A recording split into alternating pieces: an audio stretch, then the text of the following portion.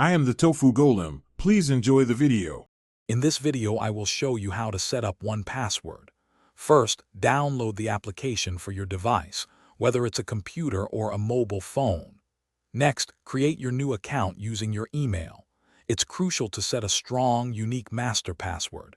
This is the only password you will need to remember. Finally, print and securely store your emergency kit, which contains vital recovery information. This initial setup takes only a few minutes. Now that your account is ready, let's add your first items. You can manually add new logins directly in the 1Password app. For even greater convenience, install the 1Password browser extension.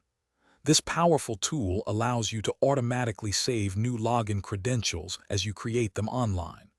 Plus, it enables you to fill in your usernames and passwords with just one click, saving you valuable time. Keeping your digital life organized is simple with 1Password. You can create multiple custom vaults to categorize different types of information, like work or personal items.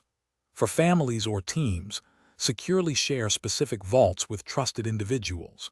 Use tags to add another layer of organization, making items easy to find. Also, regularly check your Watchtower report for personalized security recommendations, helping you maintain strong online protection. 1Password offers robust features to boost your security.